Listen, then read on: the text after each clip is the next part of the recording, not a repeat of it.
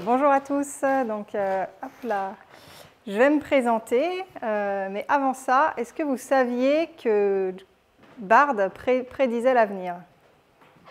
Oui, c'est vrai. Eh ben, c'est super. Alors, tu vas plomber mon intro, mais en fait, le 15 juillet, j'ai fait un petit comparatif sur Twitter de ChatGPT et Bard, et j'ai demandé qui est Pauline Claveloux, donc c'est moi-même. Et il avait répondu que j'avais des choses sur moi, dont le fait que j'avais parlé au Lyon Data Science Meetup. Et ça n'était jamais arrivé. Donc en fait, il prédisait l'avenir. Trêve de plaisanterie, en fait, j'ai été invitée d'ailleurs suite à ce tweet où ils m'ont gentiment dit « Non, tu n'es jamais venue, mais ça pourrait être cool que tu viennes ». Donc, qui je suis? Donc moi, c'est Pauline. J'ai fait une école d'ingénieur, le CE Paris. Et j'ai un passé, entrepreneuriat actuel aussi. Donc en fait, juste avant de commencer, le début de mon travail, c'était un petit peu d'entrepreneuriat en freelance pour faire des sites internet. C'était pas grand-chose, mais ça me faisait une petite activité avant de démarrer donc ma carrière chez IBM, où ça fait bientôt 10 ans que j'y suis. Et depuis 4 ans, en parallèle, j'ai fait donc, de l'entrepreneuriat. Chez IBM, j'y suis en tant que consultante en data science. Et dans l'entrepreneuriat, j'ai fait plusieurs projets dont je vais vous parler ce soir. Donc, voilà, donc à côté d'IBM, qu'est-ce que j'ai fait? Ça, c'est un petit extrait de projet que j'ai fait pour en parler rapidement. Et ce soir, celui qui va nous intéresser, c'est IA Crea, celui tout en haut à gauche. Donc, je ne m'attarde pas dessus, mais juste pour donner quelques mots sur un peu ce que j'ai fait, il y avait donc Cryptopie, tout a commencé là, c'était pendant le confinement. J'ai fait un robot de trading automatisé pour pouvoir trader des crypto-monnaies, acheter et vendre comme il fallait. Ça, c'était sympa, c'était une belle expérience, mais en France, c'est régulé par l'AMF, le trading. Donc, je n'avais pas le droit de revendre ce robot à d'autres gens, ni de le faire utiliser. En revanche, j'avais le droit de vendre des alertes achetées ou vendées. Et bien, ça a été un énorme flop. On a eu 0 client. En revanche, après, sur l'aspect trading, là, c'était intéressant. On l'a fait tourner pendant 1 an à 2. Et on avait fait un x5 sur la mise de départ, dans un marché favorable, mais ça surpassait quand même le marché. Ensuite, j'ai fait différentes choses, des templates pour analyser des tweets, donc ça c'était beaucoup plus orienté data analyst, ça permettait d'extraire toutes ces données Twitter et d'en extraire des dashboards. Après, j'ai fait aussi des petits sites sur la data, et en fait, le dernier projet que j'avais fait, c'était Unreal Me. Et je vais en parler juste après d'Unreal Me. Mais avant ça, donc, mon esprit entrepreneurial, qu'est-ce que c'est, pour dire quelques mots dessus? C'est d'avoir une idée, de savoir quel produit je peux faire et de réfléchir un peu à comment je vais réussir à le vendre. Parce que justement, vous voyez, la première expérience dans les crypto-monnaies, j'avais aucune idée, finalement, j'avais ce savoir. Mais atteindre la cible, c'est encore autre chose. Et moi, je ne suis pas du tout dans les forums de crypto, et encore moins dans ceux qui savent faire de la crypto et du trading, donc c'était compliqué. Donc voilà, atteindre la cible, voir en fait quel est le business model qu'on peut faire derrière. Et une fois que c'est fait, donc se lancer, donc publier au sein des canaux identifiés, etc. Et si on arrive à faire une vente, alors c'est cool, on essaie de continuer. Et sinon, on change et on passe au sujet suivant. Donc comme je disais tout à l'heure, j'ai fait Unreal Me. C'est un site qui permettait, voilà, on envoyait des photos de soi et puis on pouvait avoir de nouvelles photos de soi en ce qu'on voulait, en personnage de BD, en Spider-Man, en jolie photo de Père Noël, etc. C'était sympa à faire, ça utilisait l'intelligence artificielle avec Dreambooth pour faire de l'entraînement sur à quoi ressemble la personne et ensuite faire de l'inférence en utilisant ce modèle une fois qu'on sait à quoi ressemble la personne pour faire prompter sur ce qu'on voulait sur la personne. Mais après, c'était sympa, mais je ne voyais pas vraiment la portée de ce sujet. Donc, je l'ai assez vite revendu. Et en fait, après ça, J'ai voulu garder les compétences que j'avais un peu dans le milieu de l'intelligence artificielle sur l'image. Et j'ai réfléchi et je me suis dit, tiens, qu'est-ce que je pourrais faire qui utilise ces compétences et qui puisse être un peu plus utile, peut-être en B2B du coup. Donc je me suis intéressée au home staging virtuel. Parce que j'avais plein d'amis aussi qui n'arrivaient pas à se projeter dans des appartements vides. Et voilà, et c'est comme ça qu'a commencé IA Créa, donc c'était au début de l'année, en mars. J'ai commencé toute seule. Et puis après, il y a une amie qui m'a rejoint pour m'aider sur toute la partie technique. Avant de faire ce projet, moi je ne connaissais pas du tout Next.js. J'avais vraiment un passif où sur Unrealme, tout était en Python avec Flask. Et là, maintenant, tout le front, tout le site internet, il utilise Next.js. Et ensuite, le modèle, lui, c'est du Python. Donc, hop. Pour continuer, je vais faire une petite démonstration pour illustrer de quoi on parle. Alors.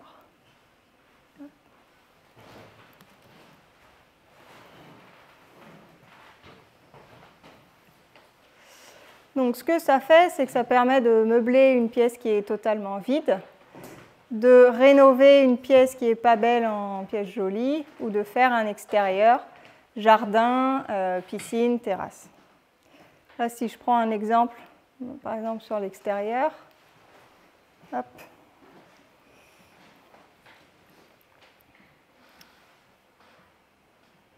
Je mets ma photo et je dis ce que je veux. Un jardin, une piscine, une terrasse.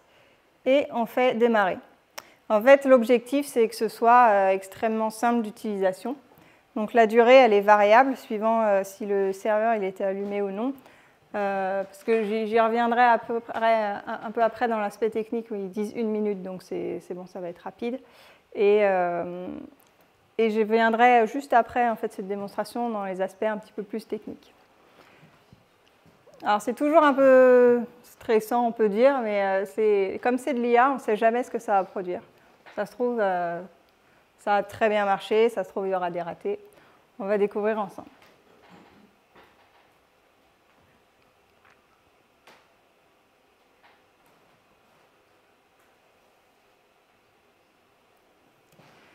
Voilà, donc là, on a ça nous fait 4 propositions en fait, et on peut comparer le avant et après.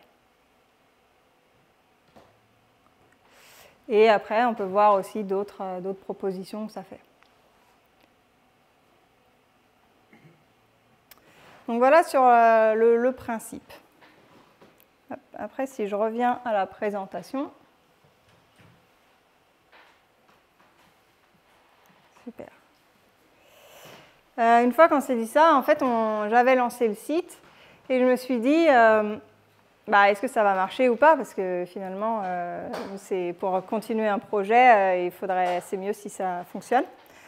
Donc, comme je disais tout à l'heure, c'est de voir si on arrive à avoir un paiement et on a réussi à avoir 1 mois après le lancement un paiement. Et c'est ça qui vraiment fait qu'une idée, elle est validée ou non, parce que moi-même, je vous ai parlé de quelques expériences, mais il y en a plein aussi où j'ai passé beaucoup de temps dessus avec 0 paiement à la fin. Et j'ai plein de copains entrepreneurs qui sont dans le cas. Donc en fait, tout ça pour dire que ce n'est pas une validation et de se dire il y a peut-être un marché à prendre, ce n'est pas de se dire de sonder les amis ou la famille qui vont en général tous nous dire que c'est top. Mais finalement, ce n'est pas eux nos clients, même si on fait une cagnotte, ils sont gentils, ils vont mettre de l'argent. Mais pour que ce soit un succès derrière, c'est d'avoir des inconnus qui se disent c'est top ce projet et ça peut m'aider. Donc dès que j'ai vu, moi, que j'ai eu ce paiement, déjà ça fait très plaisir. Et je me suis dit, ça vaut le coup quand même de passer un peu plus de temps dessus à faire le projet. Donc une fois que le projet avait été lancé, là, dans l'idée, il faut prioriser les tâches. Donc pour ça, moi, j'échangeais beaucoup avec mes clients pour savoir de ce dont ils avaient besoin. Parce qu'il y en a qui vont vous dire « j'aimerais bien ça », mais en fait, on se rend compte que ce n'est pas un réel besoin. Donc c'est important de prioriser parce que si vous passez 2 semaines à faire une fonctionnalité qui va servir qu'à une seule personne, ça ne vaut pas le coup de prendre ce temps.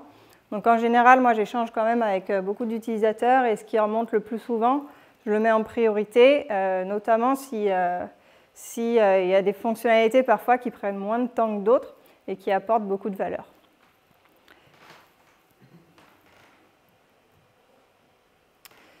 Donc une fois que j'avais lancé la toute première version, vous voyez, j'avais donc une jolie baie vitrée, ça c'était la photo originale, et à droite, ma vue elle avait complètement disparu. Ça c'était la première version. Donc qu'est-ce que j'utilisais pour ça? Donc j'utilisais un modèle tout bête entre guillemets, j'appliquais du ControlNet MLSD là-dessus. Mais le problème c'est que, en fait, donc pour ceux qui, est-ce que tout le monde est à l'aise avec cette notion ou pas vraiment? Donc c'est en fait ControlNet, qu'est-ce que ça fait? Ça va analyser l'image et c'est un filtre en fait qui va extraire les grandes lignes de l'image. Donc par exemple les baies vitrées, voilà, ça va mettre des lignes verticales, horizontales, pour ensuite guider un modèle de diffusion, donc Stable Diffusion dans mon cas, et lui dire bah voilà, j'aimerais un beau salon scandinave, etc. Et donc ça va suivre les lignes données par le ControlNet. Le problème avec ça, c'est que ça change tout sur l'image et on ne peut pas lui dire je veux conserver certaines zones. Donc c'est pour ça que ma baie vitrée, elle avait disparu.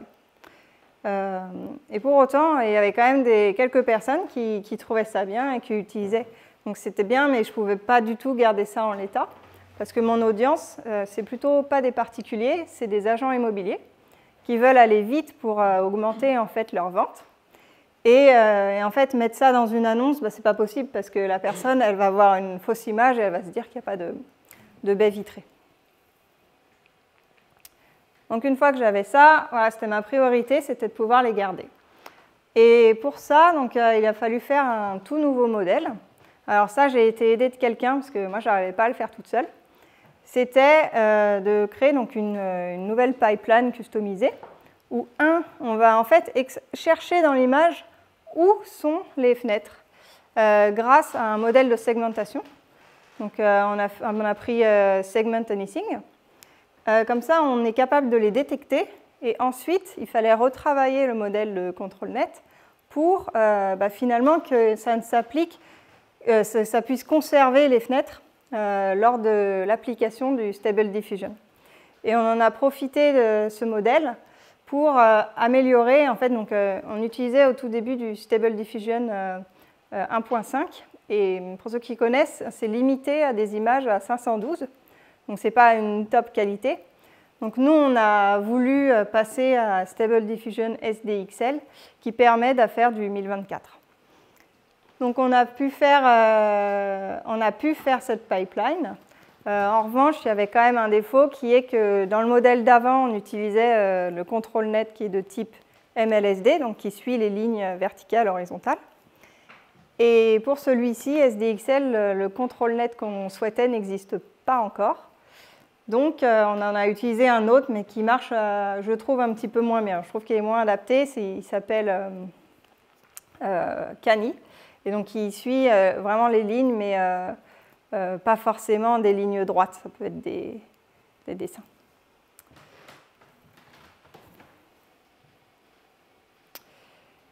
Et pour avoir des rendus optimaux, en fait, donc quand on crée notre modèle, on a plein d'hyperparamètres.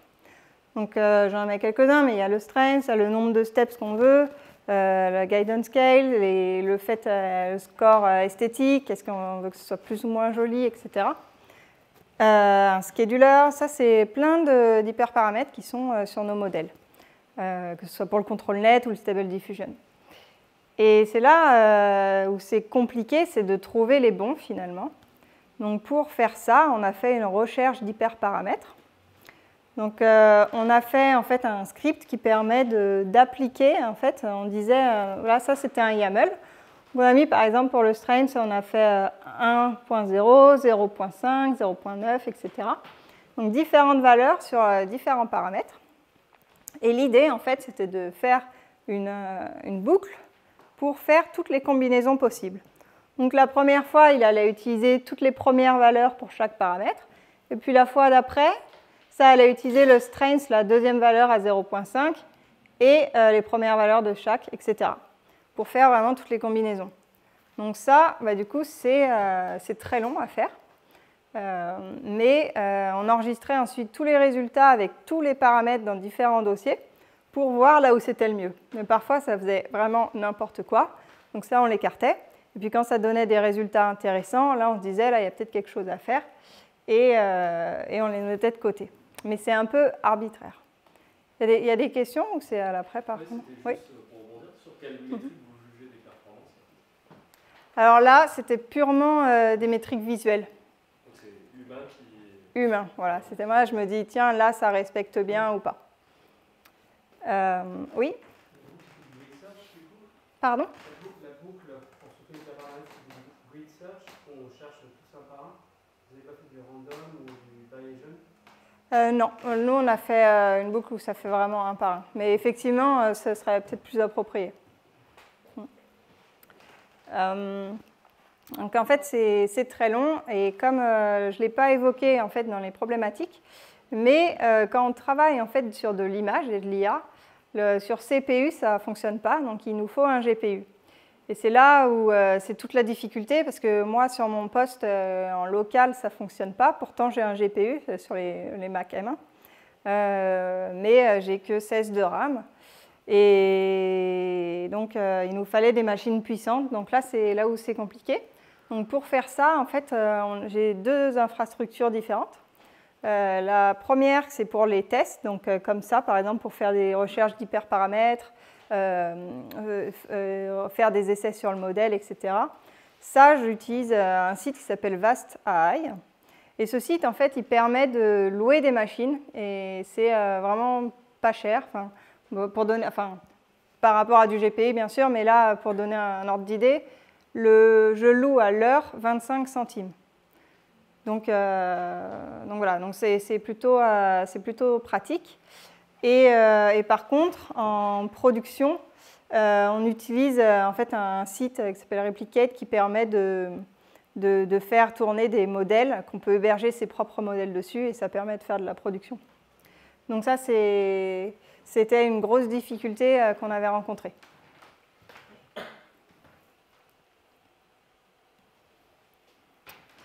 Donc l'inconvénient de l'IA, comme je le disais tout à l'heure dans la démonstration, c'est qu'on ne sait jamais les résultats que ça va nous donner. Alors si on fait tourner 2 fois de suite le modèle sur IA Créa, par exemple, on aura à chaque fois 2 résultats différents. Mais ça, c'est parce qu'on change le seed.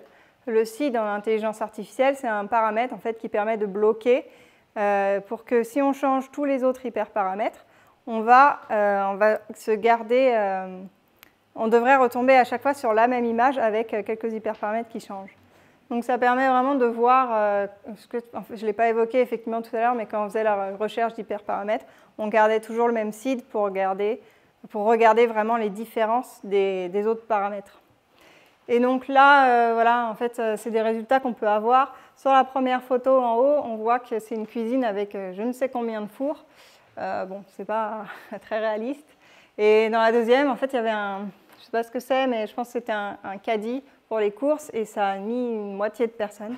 On voit ces baskets, donc ça c'est drôle quand on les voit, mais bon, par contre, c'est pas, forcément, on aimerait les éviter pour nos utilisateurs.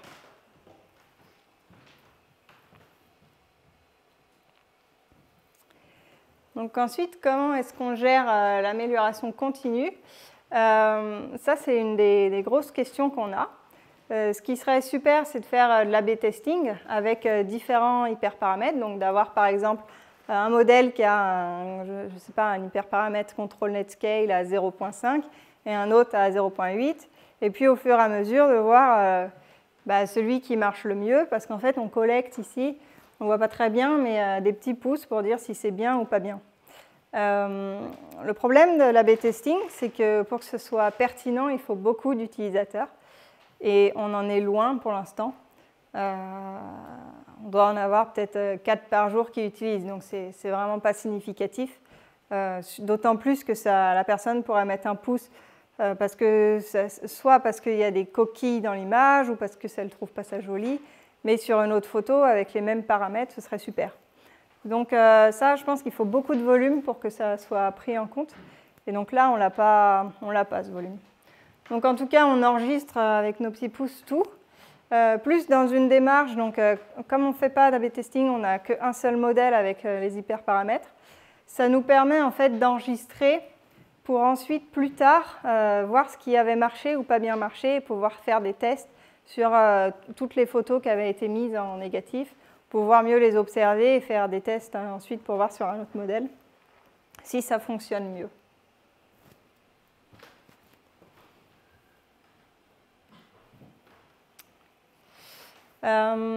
Ensuite, nous, une fois qu'on s'est dit tout ça, nous, on aimerait forcément voir plus loin. Et pour ça, il y a des approches qu'on aimerait. Donc, c'est de pouvoir désencombrer un espace. Ça, on a regardé, il y a des modèles qui le permettent. Il y en a un, c'est notamment Llama, qui fonctionne assez bien en fait si on veut supprimer les petits objets. Par exemple, si on prenait une photo de cette pièce, on pourrait très bien enlever ce pot, parce que derrière, c'est uniforme, c'est blanc. Par contre, si là, je voulais tous vous enlever pour qu'il n'y ait pas d'humain sur la photo, ça ferait une perturbation grise. Et ça, on n'arrive pas encore pour l'instant à faire. Moi, je n'ai pas encore trouvé de solution optimale pour faire ça. Et donc, c'est vrai que ça, ce serait bien de pouvoir forcément enlever des canapés d'une pièce, parce qu'il y en a qui ont des pièces vraiment très encombrées. Et une autre chose aussi, c'est là, on ne fait que des photos 2D type classique. Mais ce qu'on aimerait bien, c'est de pouvoir faire sur des photos équirectangulaires, donc c'est les photos 360 comme ici, qui sont utilisées pour faire des visites virtuelles. Mais ça, pour l'instant, les lignes sont assez mal gérées, donc tout ce qui est... il y a des déformations aussi, les fenêtres, on a du mal à les isoler. Je pense parce que Segment Anything, il doit avoir l'idée d'une fenêtre qui est toujours avec des lignes droites. Et là, c'est des courbes qu'on a. Donc pour l'instant, ça, on n'a pas encore résolu tout ça. Et pouvoir aussi, je dis meubler sur une photo 360, mais même meubler tout court. Parce que là, aujourd'hui, notre modèle d'ameublement, en fait, si je le remontre,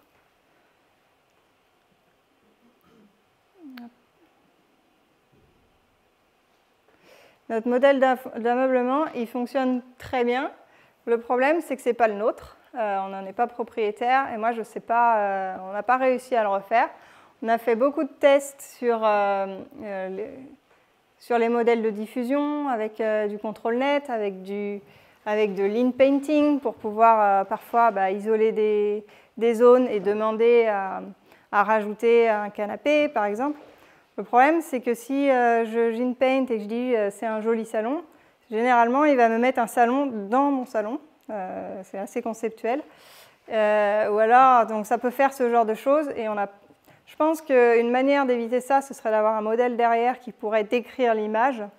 Et si, en décrivant l'image, on nous dit quelque chose de bizarre, comme c'est un salon dans un salon où ça n'arrive pas à capter, il y aurait, je pense, quelque chose à faire pour dire je jette l'image et du coup, je refais la modélisation.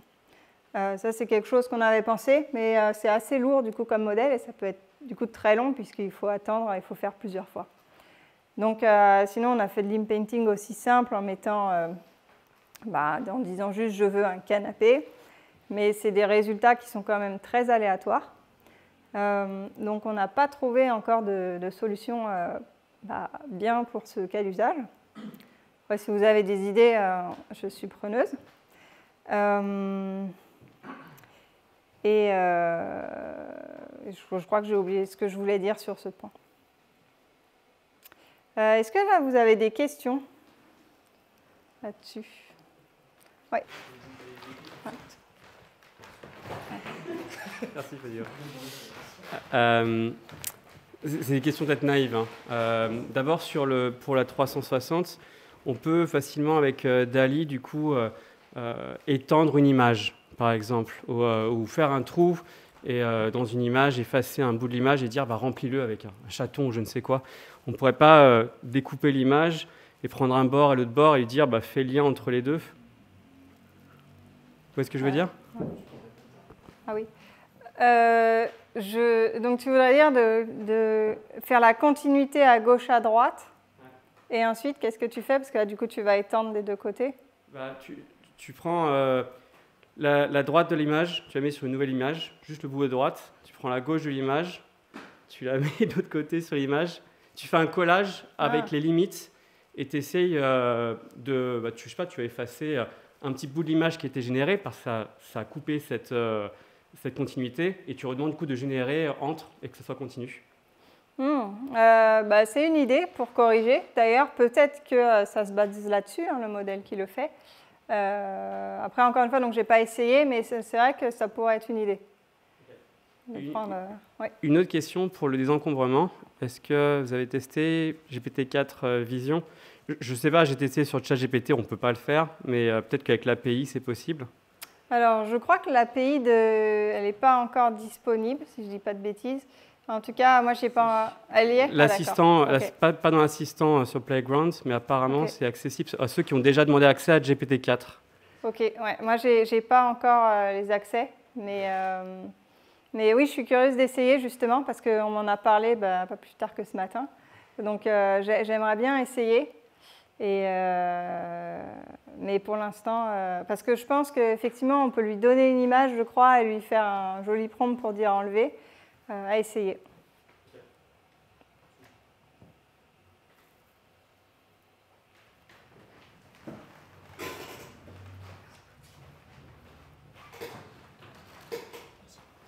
Merci pour la présentation.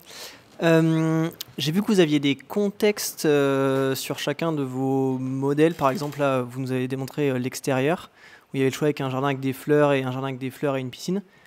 Qu'est-ce qui vous a guidé vers ces contextes? Comment est-ce que ça marche? C'est un modèle à chaque contexte ou finalement, sur le même modèle, on peut mettre autant de contextes qu'on veut? Et à ce moment-là, pourquoi avoir une liste déroulante et pas une IA générative textuelle? Alors, donc ça, c'est une bonne question. Donc, effectivement, on a mis sur chacun, à chaque fois, que ce soit à l'intérieur, on va donner effectivement un contexte, donc une décoration scandinave, moderne, etc. Alors, pourquoi est-ce qu'on ne l'a pas laissé de façon, en fait, à prompter? Parce que les agents immobiliers, ils sont loin de tout ça. Pour la plupart, hein, c'est pas des techs. Il y en a qui le sont et qui maîtrisent, et parfois ils me disent « Ah, tu fais un prompt, etc. » Mais c'est quand même pas la majorité du tout. Donc, je pense que ça vaut mieux pas leur laisser la main là-dessus et en fait faire des propositions. Ensuite, donc on a effectivement, il y a intérieur, extérieur. Le modèle, c'est le même. En revanche, il se comporte différemment parce qu'il va, en fait, tel qu'il est fait, il va détecter donc est-ce que c'est un intérieur, oui ou non. Et si c'est un intérieur, il va donc garder le plafond, par exemple, et les fenêtres. Si c'est un extérieur, là, on lui dit tu conserves juste la façade. Ça, c'est ce qu'on faisait actuellement. Mais après, par contre, c'était le même procédé. Et ce qui changeait quand on disait je veux un jardin ou une piscine, c'est le prompt derrière. Par contre, qu'est-ce que je voulais dire? Quand on fait, voilà, donc aujourd'hui, on voulait conserver les plafonds. Là, on est en train donc, de faire une amélioration du modèle pour qu'en fait, laisser la main à l'utilisateur de dire ce qu'il souhaite conserver. Parce que parfois, il y en a qui font, en fait, ils ont un appartement en totale rénovation et le plafond, il n'est pas encore peint ou il y a des dessins dessus, etc. Donc pour ça, on est en train de régler le modèle pour laisser la main à l'utilisateur sur ce qu'il souhaite masquer ou pas. Bien sûr, en étant le plus simple possible fonctionnellement, on ne va pas parler de masque, mais on va dire je souhaite conserver mon plafond et c'est derrière qu'on va le faire. Et là, on fait comme ça pour l'instant, mais plus tard, ce qu'on aimerait, en fait, c'est de même pas demander à l'utilisateur si... parce que j'ai montré l'extérieur, oui, mais pour l'intérieur, on demande deux choses, la décoration et le type de pièce que c'est. On lui dit, c'est un salon. Et en fait, nous, ça va orienter derrière justement notre modèle. Et ce qu'on aimerait, c'est de pouvoir détecter directement s'il y a un canapé, par exemple, alors c'est un salon. Ça évite en fait de demander à l'utilisateur c'est un salon ou c'est une cuisine, etc. C'est une étape en moins pour lui. Et pour nous, je pense qu'on serait capable, si on détecte effectivement un frigo, alors on sait que c'est une cuisine, etc. Ça répond à la question? Oui, complètement, merci.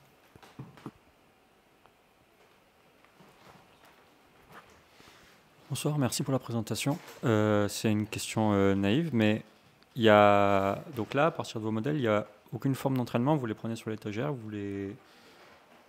et vous leur demandez de faire une chose en particulier, et ça fait ça. Alors, il n'y a aucun entraînement.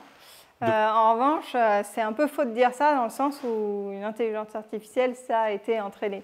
Nous, on a pris pour le coup le modèle de base SDXL et on n'a pas fait de surcouche dessus. En revanche, ce qu'on étudie aussi, c'est tout ce qui va être par exemple LoRa pour pouvoir appliquer des styles. Donc, pour ceux qui ne connaissent pas, en fait, un LoRa, c'est de lui apprendre, par exemple, lui montrer plein de photos d'un appartement scandinave. Comme ça, il sait à quoi ressemble une décoration scandinave. Et ça va pouvoir permettre d'appliquer ce style à nos nouvelles photos. Et ça, si on voulait faire un LoRa, alors je sais qu'il en existe quelques-uns, par exemple, dans l'immobilier. J'en ai vu passer, mais c'est sur l'ancien Stable Diffusion, donc qui ne permet que de faire du 512. Et là, oui, on penche à effectivement entraîner un modèle. Et je disais tout à l'heure, en contrôle net, on n'utilise pas le contrôle net MLSD puisqu'il n'existe pas. Mais on aimerait pouvoir en entraîner un. Par contre, ça demande beaucoup de ressources parce qu'il faut pour le coup des millions de photos. C'est beaucoup. Un LoRa, en quelques photos, il peut apprendre, je pense qu'en une vingtaine, 30, ça suffit pour qu'il capte un peu un style. Là, par contre, pour les contrôles nets, de ce que j'ai lu, c'est plutôt des millions. Et du coup, ça va être extrêmement long à faire. Ça va prendre plusieurs jours. Une estimation qu'on m'avait donnée, c'était 2 semaines. Et ça veut aussi dire des moyens financiers, parce qu'il faut que la machine tourne pendant 2 semaines. Donc, 1, ça représente un coût. 2, on n'est pas sûr que ça marche, parce qu'on n'a jamais fait. Donc, est-ce qu'il faut que des photos de salon, par exemple, pour qu'il apprenne vraiment les lignes d'un salon? Ou est-ce qu'on peut mélanger avec une cuisine et une salle de bain? Ça, c'est des questions, moi, je n'ai pas la réponse.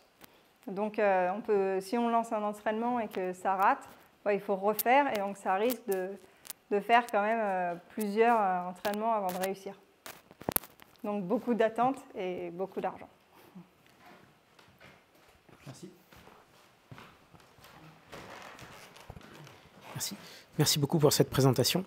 Ma question porte sur le processus. C'est à quel moment, justement, comme l'évaluation est manuelle humaine, vous arrivez à avoir suffisamment confiance pour dire « Ok, c'est bon, ça passe, on a une performance suffisante pour pousser en prod », sachant que c'est une techno où justement on ne sait pas ce que l'IA va produire, mais à un moment on ne peut pas avoir toujours les yeux. Donc à quel moment on franchit le pas? En fait, là, c'est une question qu'on n'avait pas tellement jusqu'à présent, parce que donc, dans notre premier modèle, celui où nos fenêtres elles disparaissaient, là, on utilisait le modèle de base. Et ensuite, on s'est dit, bon, là, vraiment, il ne marche pas sur nos fenêtres. Et les plafonds aussi, il les changeait un plafond blanc en parquet. Souvent, ça faisait du parquet au sol, et donc c'était assez particulier. Enfin, dans les chalets, il y a ça, mais c'est assez rare. Quoique. Non, c'est pas vraiment du parquet, là, pour le coup, mais... Voilà, les poutres, c'était pas vraiment des poutres, c'était assez particulier comme effet. Et là, donc, on s'est dit, il faut le changer, et on a fait donc, finalement une première version qui, en fait, on a fait quelques essais, et on s'est dit, ça marche plutôt bien. En tout cas, ça marchait mieux qu'avant, parce que même s'il y a plus d'erreurs peut-être d'architecture, au sens où là, on va prendre la pièce, et puis il ne va pas voir qu'elle s'arrête ici, il va nous la prolonger. Ça, c'est des bugs qui peuvent arriver. On s'est dit, vaut mieux mettre ça en prod parce qu'au moins, ça conserve nos fenêtres et nos plafonds. Et puis, ça permettait de faire du 1024 quand même. Donc ça, pour les annonces, c'était mieux pour eux. En revanche, là, maintenant, on est en train justement de vouloir l'améliorer parce que de temps en temps, il y a un petit flou qui se met. On ne sait pas vraiment d'où il vient, mais on a trouvé comment améliorer. Aussi, il peut nous mettre des chaises à 3 pieds. On a trouvé ça s'appelle FreeU. FreeU, c'est un paramètre qui se met dans Stable Diffusion, c'est une ligne, et ça permet en fait d'avoir des rendus un peu plus quali et moins de formes bizarres. Donc ça, on a vu que c'était pas trop risqué de le mettre parce qu'en général, ça apporte quand même du mieux. Mais on se pose la question de basculer sur un autre contrôle net ou de faire des combinaisons ou de passer par ce qu'on appelle les T2I adapteurs. C'est Tencent 2i, je ne sais plus ce que ça voulait dire. Mais en fait, ça fonctionne à peu près comme du contrôle net. Mais là, effectivement, comme on n'a pas vraiment le recul dessus, il faut quand même tester sur plusieurs images et se poser bien la question, oui, peut-être que ça marche sur un canapé, sur un salon, mais qu'est-ce que ça a donné sur mon extérieur, puisque finalement, on est branché au même. Donc là, c'est des tests qu'on est en train de voir. Et je pense que c'est pareil, ça va être un peu à l'intuition. On n'a pas de métrique. Mais je pense que ce qu'on fera, c'est pas forcément d'un coup tout. Ça va être de le brancher, par exemple, sur des extérieurs si on voit que ça marche bien, ou alors sur les salons si on voit que ça marche bien, etc. Et puis on verra aussi peut-être au retour utilisateur. S'ils nous disent d'un coup « Ah, mais ça fait n'importe quoi » ou au contraire « Ah, c'est cool », ben, on le verra. En fait, à côté de Iacrea, j'ai développé en fait, un espace administrateur où je vois tout ce que font les gens et moi, ça me permet en fait de... C'est à l'œil, mais de voir ce qui marche et ce qui ne marche pas. Mais c'est vrai que c'est toujours un risque. La mise en production, c'est toujours un risque. Merci. Merci pour la présentation. Du coup, c'est combien d'utilisateurs aujourd'hui, le projet? Alors là, on a 1300 inscrits, mais des clients, donc des personnes qui sont abonnés ou qui ont payé une fois, là, on est plus sur du 150. Donc, qui utilisent régulièrement. Parce qu'en fait, ce que j'appelle utilisateur, c'est qu'il y a des gens, ils se connectent. Après, je pense qu'ils pensent qu'il y a un essai gratuit, à mon avis. Et du coup, comme ils ne voient pas... Là, c'est un abonnement, le business model, du coup? Il y a deux types, en fait. On a un nombre de photos à utiliser dans l'année, qui est du coup assez bas. Tu as 4 photos et tu peux en utiliser 2 si tu veux ce mois-ci, et une dans 2 mois et une autre dans 3 mois. Et il y a un modèle d'abonnement sans engagement où du coup tu en as plus. Et du coup ça revient moins cher. En fait, on a fait ça parce qu'au début on était parti que sur des non-abonnements, des packages. Mais c'est vrai que l'abonnement, c'est quand même quelque chose qui se fait bien, en fait, qui permet d'anticiper un peu des coûts, enfin, en tout cas d'anticiper des reçus, pardon, et d'éviter, enfin, pas d'anticiper des coûts, mais avec le package, je ne savais pas s'ils allaient l'utiliser dans 4 mois ou pas. Et donc, avec les machines, il y a certains coûts qui, nous, c'est chaque mois qu'on doit payer. Et c'était un peu plus compliqué de se dire si là, ils utilisent tout ou pas. Alors qu'avec abonnement, on sait mesurer. Je crois que ça répond à la question, j'ai oublié. Ouais. Merci beaucoup. Ah oui, peut-être une remarque là-dessus. En fait, au début, donc, il y a beaucoup de gens qui nous disent pourquoi est-ce que vous ne le permettez pas en gratuit. Parce que tout simplement, chaque image, c'est des GPU qu'on loue et du coup, c'est de l'argent. Et moi, j'ai quelques connaissances qui avaient mis au début gratuit des modèles, pas forcément d'images, plutôt du texte. Mais en fait, si les gens ils se passent le mot, parce que quand c'est en gratuit, en général, tout le monde se passe le mot, et ça peut aller très vite. Il s'est retrouvé avec une facture de 400 € en 3 jours. Donc voilà, moi je voulais un peu sécuriser, en tout cas au début, comme on n'a pas trop de fonds, sécuriser ce point-là. Mais ce serait bien de le proposer. Au niveau de la mise en production, vous enregistrez là avec les pouces l'image de départ et celle qui a été générée par l'IA, c'est ça? Oui, c'est ça. En fait, en base de données, on dit original, IA et avis négatif ou positif. Donc là, pour le paramètre FreeU, vous pouvez être en mesure de reprendre les images de départ et les comparer avec celles qui ont eu les pouces. Oui, en fait, c'est exactement ça l'idée qu'on avait de sauvegarder. Là, on sait que tous les feedbacks des pouces, c'était la V1. Et maintenant, si on pousse une V2, on pourra voir la différence. Et après, peut-être pas trop stocker les V0 ou si vous êtes déjà en V3, peut-être les pouces des premières itérations commencent à devenir plus pertinentes, quoi. Parce que ça commence à être trop loin de votre modèle qui est en production. Ah oui, après les pouces du début, ça permet quand même effectivement, parce qu'on est dans les versions d'après, mais on les garde parce que stocker les pouces en soi, c'est juste une ligne en base de données. L'image qui est stockée, par contre, on se pose la question de quand les supprimer, parce que Ça fait beaucoup à enregistrer, mais pour l'instant, on conserve tout.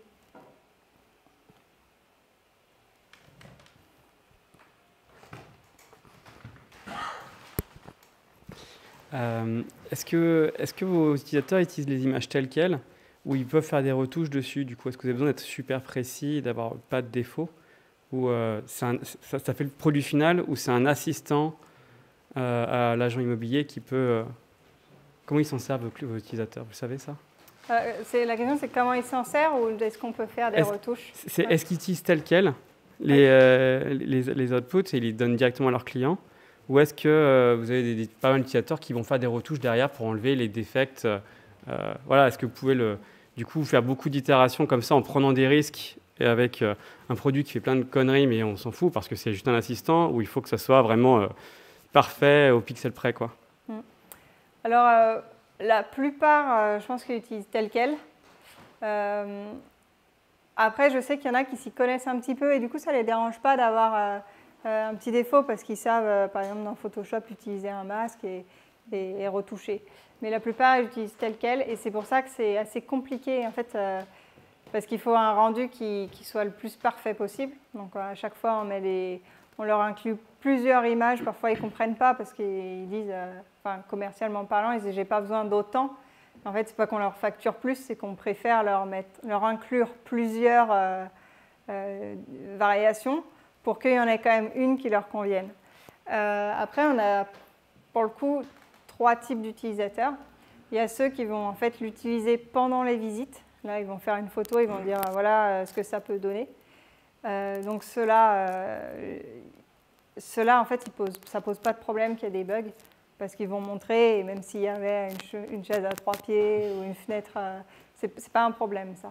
Parce que ça donne un sentiment pour la personne qui visite de se dire ah ouais quand même je peux faire une déco sympa ici. Et après, donc il y a ceux en visite là, je disais 3, c'est plutôt 2 parce que c'est la différenciation du deuxième, c'est pendant les visites, mais pour gagner la confiance d'un vendeur en fait. Pour qu'ils disent, bah voilà, nous on utilise des technologies, voilà ce que ça peut donner, donc confiez-moi votre bien, etc. Et donc l'autre type d'utilisateur, c'est celui qui va mettre sur ses annonces en ligne. Et c'est là où il y a besoin d'être précis, parce que si ça déforme la pièce, que ça l'agrandit, etc., c'est pas fidèle. C'est aussi pour ça qu'on a rajouté une mention, c'était un agent qui nous l'avait demandé, de mettre une mention en bas, non contractuelle, etc. Qui peuvent enlever en fait sur un simple clic. Vous devez mettre un watermark du coup pour dire que c'est aussi généré par de l'IA et que les gens s'en servent pas, non contractuel et surtout synthétique, quoi. Que c'est pas fait par un humain. Vous devez l'indiquer dans vos photos. Alors, on ne dit pas que c'est fait par une IA, enfin on dit que c'est IA créa, on peut s'en douter peut-être, mais je ne sais pas si c'est nécessaire de dire si c'est une IA ou un humain, parce que finalement même si c'est un humain, ça va être du Photoshop derrière. Après tu peux un peu modifier l'image. Okay.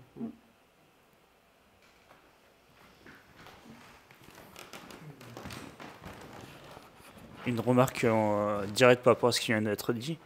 Est-ce que vous pouvez demander à vos clients qui, eux, font des retouches pour effacer les défauts, de vous renvoyer les images qu'ils ont modifiées et que vous, d'une manière ou d'une autre, vous les réinjectez dans le modèle pour justement dire ça c'est une erreur et voici en fait ce qu'il faudrait faire pour que ça soit propre.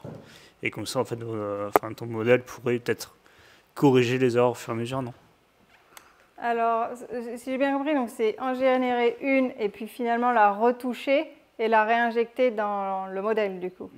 Mais ça suppose que du coup on entraîne notre modèle. Notre modèle, il n'est pas entraîné. En fait, c'est ça la différence dans l'IA, c'est qu'on ne peut pas se dire je lui redonne un nouveau jeu de données qui est bien. Ouais.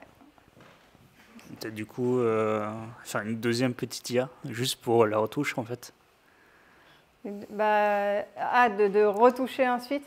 Oui, ça pourrait être quelque chose comme ça. Non, mais toute idée est bonne. Hein. Et c'est étudié. J'en profite. Ce serait une question plus générale. Là, on voit que c'est un projet qui vous prend depuis mars, c'est ça ? Qui a l'air d'être plutôt sur le long terme. Il y a un rapport avec votre travail chez IBM ou pas? Est-ce que les projets que vous êtes lancés ont des liens avec les projets actuels que vous avez chez IBM ou, Alors celui-là, il n'a aucun lien parce qu'aujourd'hui, dans mon travail chez IBM, ce que je fais, c'est que je suis product manager sur une API qui n'a d'ailleurs rien à voir avec la data science.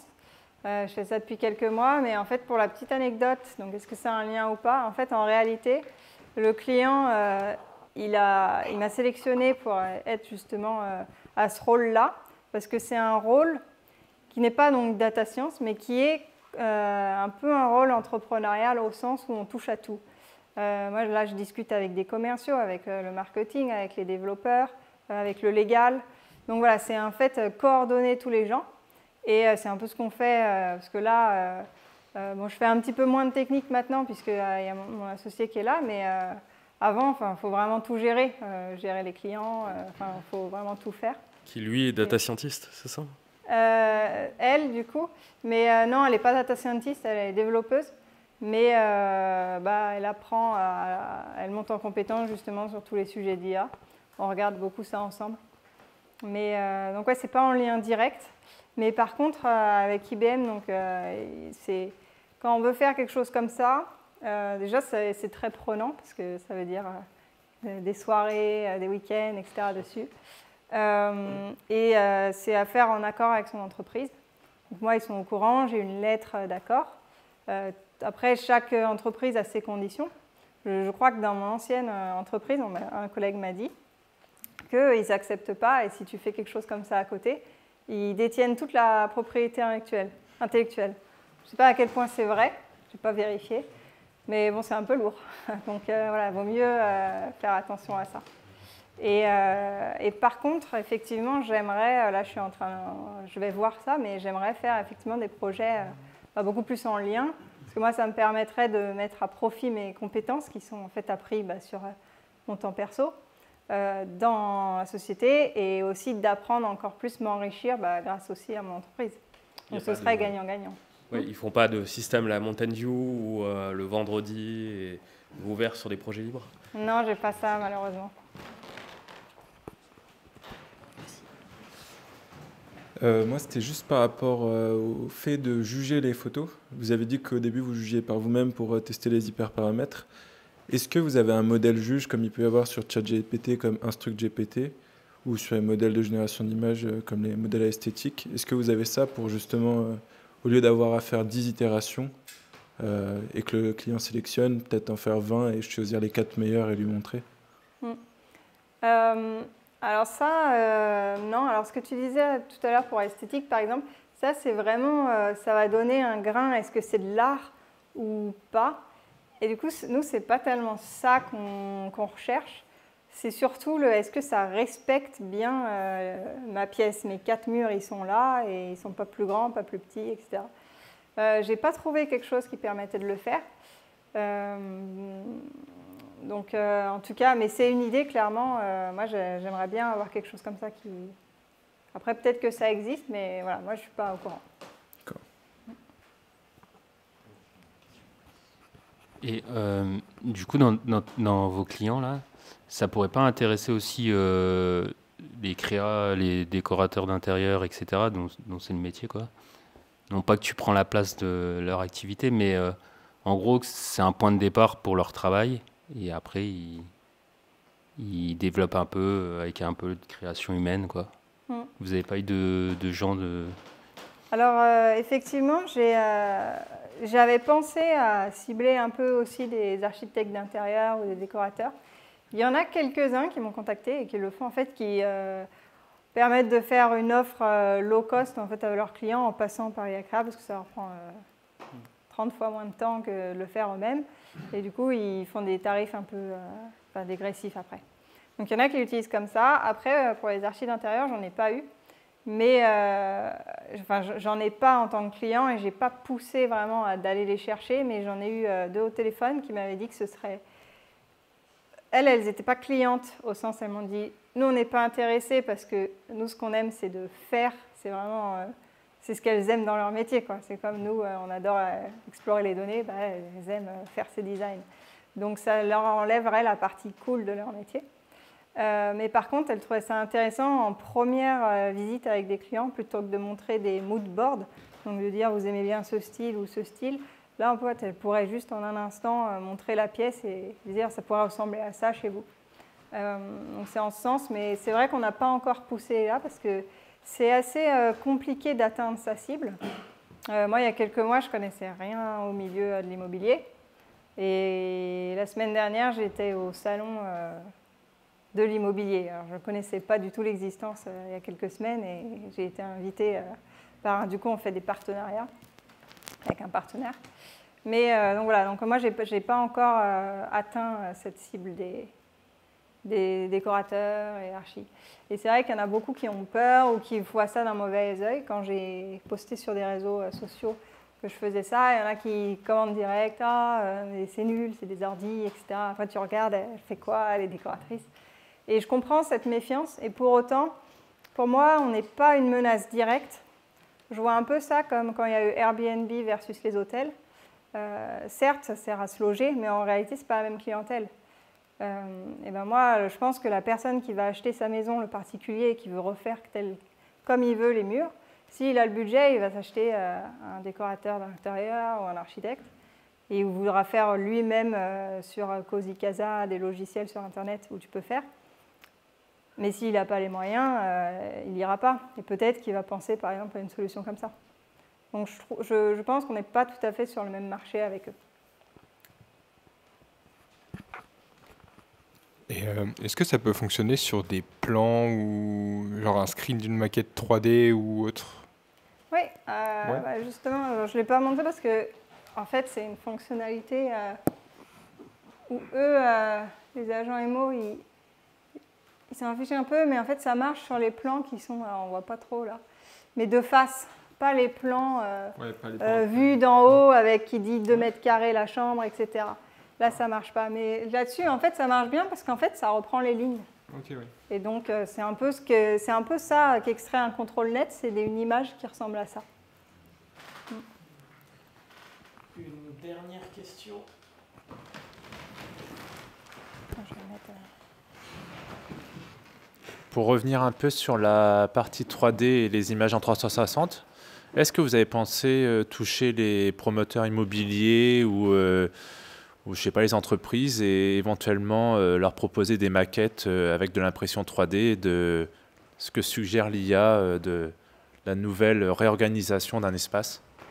Oui, alors il y en a qui m'ont effectivement contacté, des promoteurs immobiliers, parce qu'aujourd'hui, eux, ça leur coûte extrêmement cher, ces visualisations. Je ne sais même plus le terme, mais il y a un terme particulier, c'est pas maquettiste, mais un terme vraiment que je n'avais jamais entendu, en fait, pour dire je décris et je fais tout en 3D.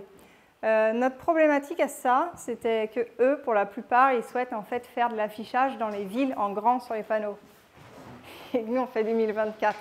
Donc, voilà. Donc ça, c'était la problématique numéro 1. Après, il y en a quand même qui nous ont dit ça pourrait nous aider pour mettre en ligne, etc.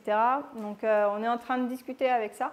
Mais pour ça, il faudrait qu'on arrive bien à eux, ce qui les le problème en général, c'est que la pièce, elle n'est pas créée.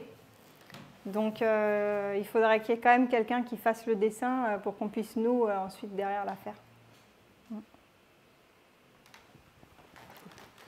Merci beaucoup d'avoir répondu à toutes ces questions et merci beaucoup pour ton intervention. Avec plaisir.